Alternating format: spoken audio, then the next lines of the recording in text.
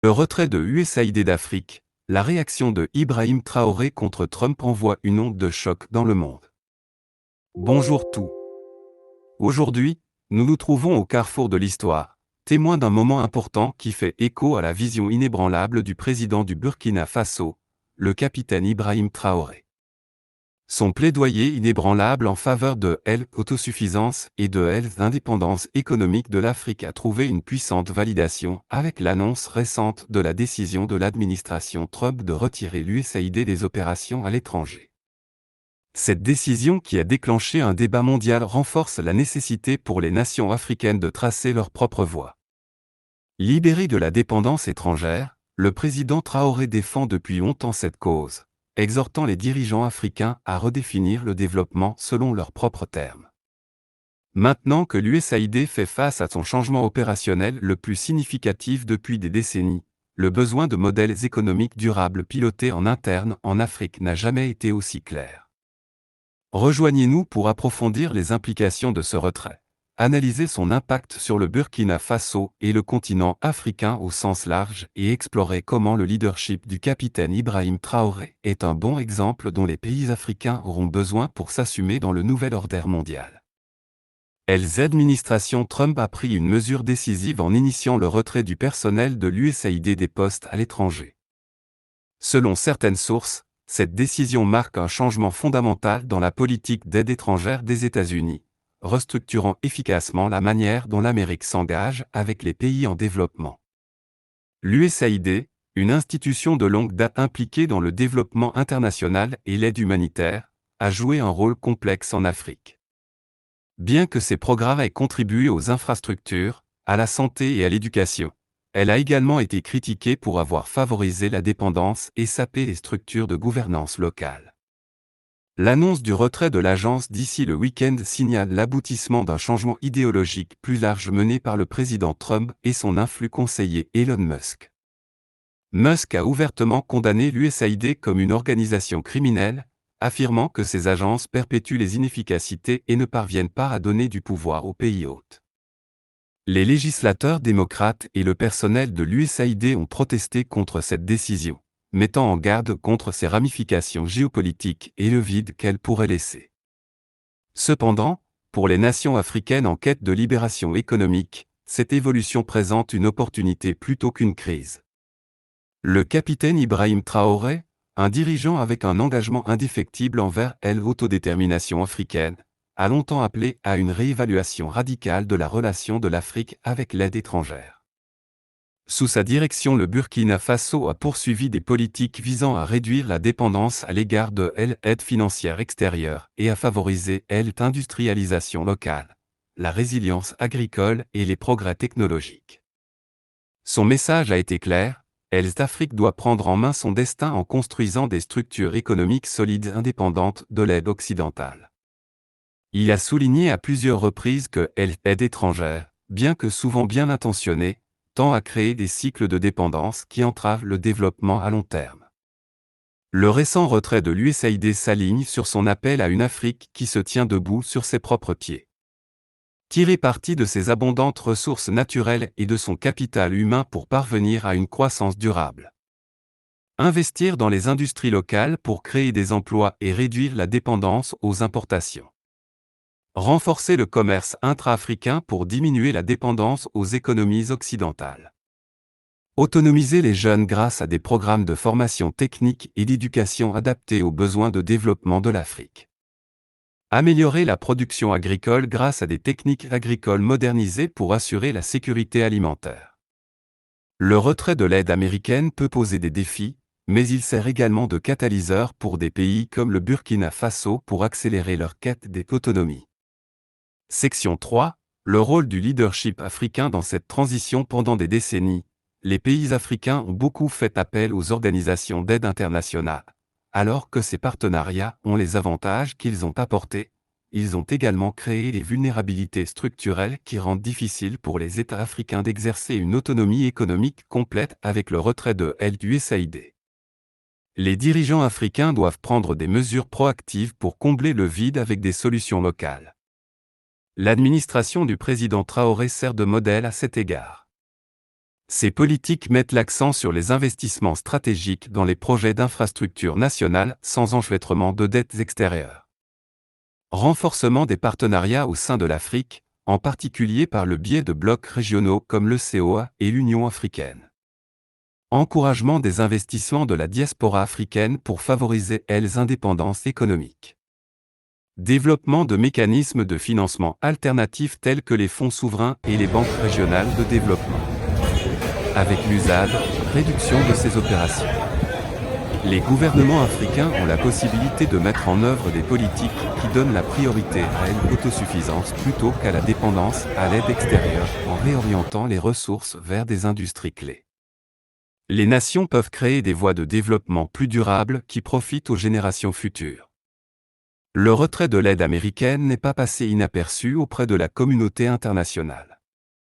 Les responsables et les critiques occidentaux soutiennent que cette décision affaiblit les influences mondiales de l'Amérique, ce qui permet aux puissances rivales telles que la Chine et la Russie d'étendre leur empreinte en Afrique.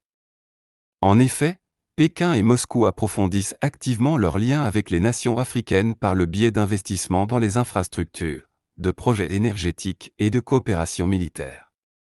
Le désengagement de Washington signale une nouvelle réalité géopolitique pour l'Afrique. Ce changement présente à la fois des opportunités et des risques tandis que la réduction de l'intervention occidentale permet une plus grande souveraineté. Il nécessite également une collaboration régionale plus forte pour assurer la stabilité économique et sécuritaire. Le président Traoré a déjà démontré une conscience aiguë de cette dynamique favorisant les engagements diplomatiques qui donnent la priorité aux intérêts du Burkina Faso sans compromettre l'indépendance nationale. Les changements en cours soulignent la nécessité pour les nations africaines de redéfinir leur trajectoire de développement. Le retrait de l'USI devrait servir de signal d'alarme pour les gouvernements, les entreprises et les organisations de la société civile pour intensifier et conduire des politiques de croissance indigène qui encouragent le renforcement des économies nationales par des industries à valeur ajoutée. Améliorant l'éducation financière pour renforcer les capacités d'investissement local, promouvant le commerce et l'intégration intra-africain, tirant parti des avancées technologiques pour améliorer la prestation de services. C'est le moment pour l'Afrique de prendre le contrôle de son avenir et le capitaine Ibrahim Traoré se présente comme un phare de leadership dans cette ère de transformation. Alors que nous concluons cette discussion perspicace, reconnaissons l'ampleur de ce tournant historique. La décision de l'administration Trump de retirer l'USAID peut apparaître à certains comme un changement de politique brutal, mais en réalité, elle confirme ce que le président Traoré et d'autres dirigeants africains prônent depuis des années. Le président du Burkina Faso, le capitaine Ibrahim Traoré, a été justifié alors que l'administration Trump prévoit le retrait de l'USAID. Le capitaine Ibrahim Traoré, un ardent défenseur de l'autonomie africaine, a été justifié alors que l'administration Trump s'apprête à retirer le personnel de l'USAID des postes à l'étranger d'ici avant fin février 2025. Traoré a constamment exhorté les dirigeants africains à réduire leur dépendance à l'aide étrangère et à se concentrer sur le renforcement de leurs propres économies.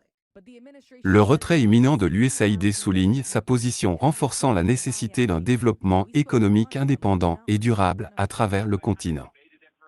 L'administration Trump se prépare à se retirer. Le département d'État a entamé le processus de retrait de tous les membres de l'Agence américaine pour le développement international, USAID, en poste à l'étranger d'ici ce week-end.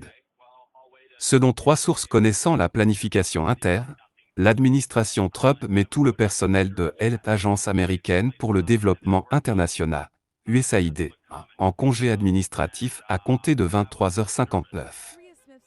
Selon une nouvelle directive envoyée vendredi à tout le personnel de l'agence et publiée sur le site web d'USAID, le message, qui n'était pas signé, indiquait qu'il y aurait des exceptions pour les personnes désignées responsables des fonctions critiques de la mission, du leadership de base et des programmes spécialement désignés.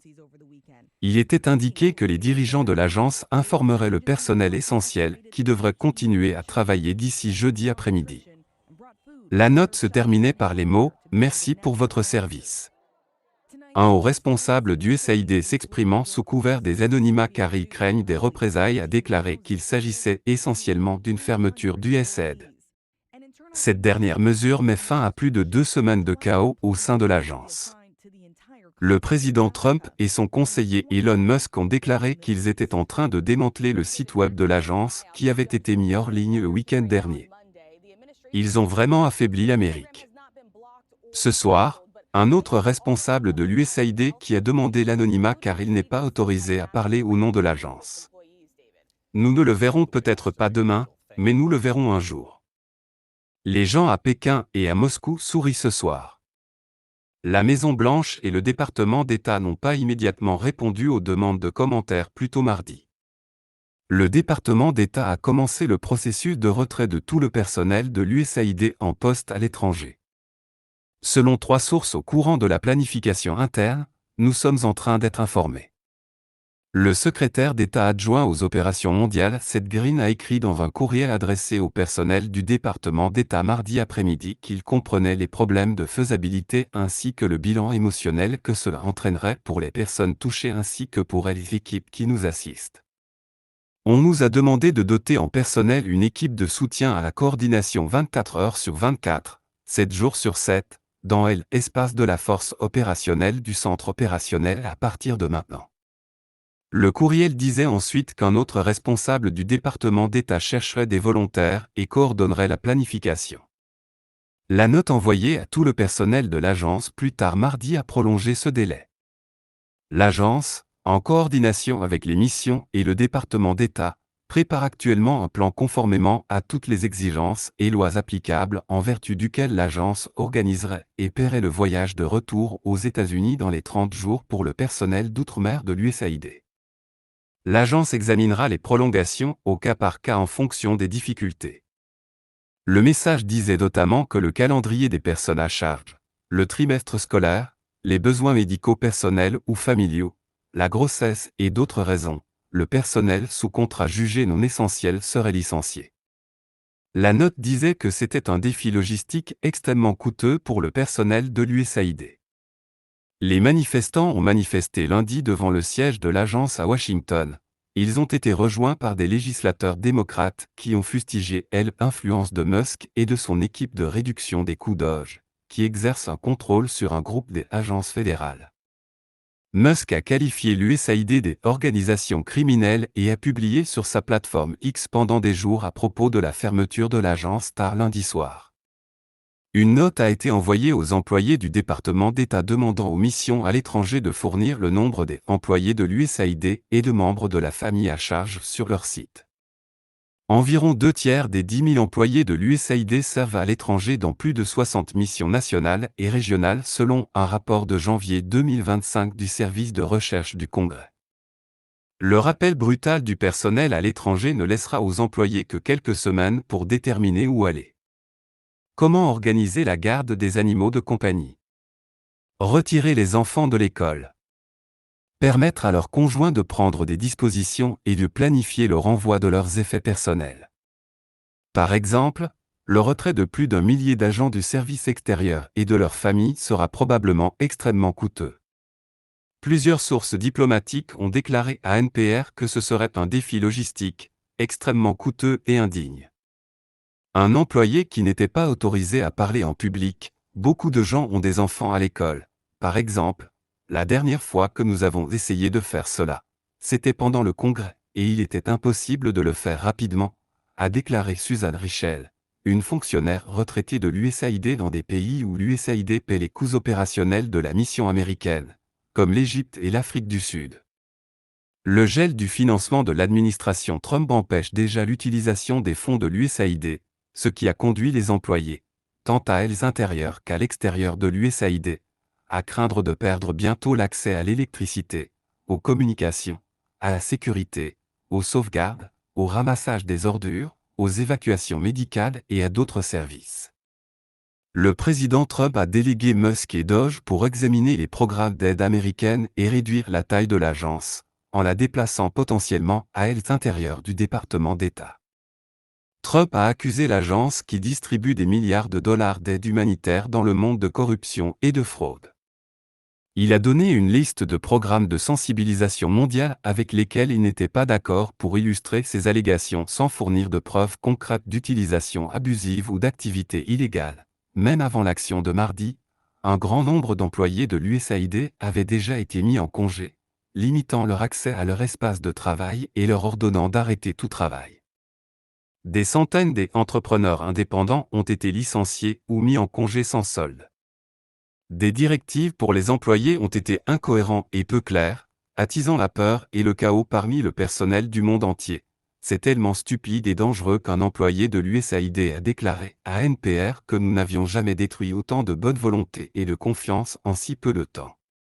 Discours du président du Burkina Faso, le capitaine Ibrahim Traoré, sur le retrait de la carte d'identité américaine. Mes compatriotes africains du Burkina Faso et amis de la véritable indépendance. Aujourd'hui, je me tiens devant vous, non pas avec colère, ni avec peur, mais avec justification. La vérité, mes chers compatriotes, est comme le soleil. Vous pouvez le couvrir pendant un certain temps, mais il brillera toujours. N'avons-nous pas parlé de ce jour ? N'avons-nous pas prévenu que le temps de la dépendance étrangère doit prendre fin ? Aujourd'hui, le monde confirme nos paroles. Les États-Unis, sous l'administration Trump, ont décidé de retirer le personnel de l'USAID des postes à l'étranger. Certains peuvent voir cela comme une crise, mais je vous demande, mon peuple, si c'est une crise ou une opportunité. Qu'est-ce que nous, l'USAID ? L'USAID est l'agence américaine pour le développement international. Elle dit qu'elle est là pour aider à se développer, pour apporter de l'aide, mais je demande quel type d'aide rend un peuple éternellement dépendant. Quel type de développement maintient une nation dans la stagnation ?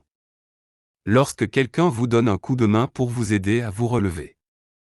Mais ne lâche jamais, êtes-vous debout ou toujours à genoux, pourquoi l'aide américaine part-elle ?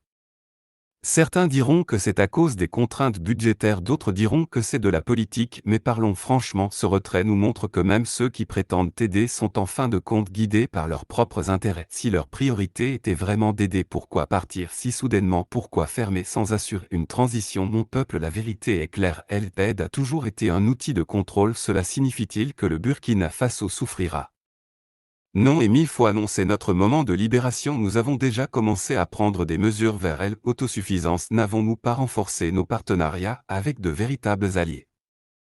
N'avons-nous pas investi dans notre propre peuple ? N'avons-nous pas montré que l'esprit burkinabé est impassable ? Quelle est la voie à suivre ? C'est le moment d'embrasser la vraie souveraineté.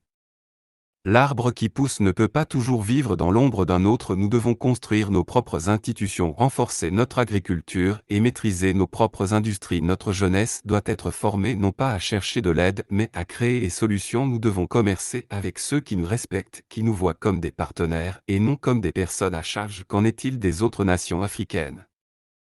Ce n'est pas seulement le cas de Burkina Faso, nos frères d'Afrique doivent voir cela comme un tournant. Si nous continuons à compter sur les autres, alors nous choisissons la faiblesse, mais si nous saisissons ce moment, nous nous élèverons ensemble. Nous devons rester fermes, secouer les chaînes de la dépendance et prouver au monde que l'Afrique n'est pas une terre de mendiants mais une terre de rois et de reines. Mon peuple, le temps est venu, Uzi s'en va, mais nous ne tombons pas au lieu de cela. Nous élevons celui qui porte sa propre gourde, n'a pas peur d'être privé d'eau. Prenons notre destin en main. Vive le Burkina Faso, vive l'Afrique, vive la véritable indépendance. C'est la fin de notre programme. Merci d'avoir regardé. S'il vous plaît, aimez et abonnez-vous à notre chaîne et appuyez sur l'icône cloche pour obtenir de nouvelles mises à jour vidéo.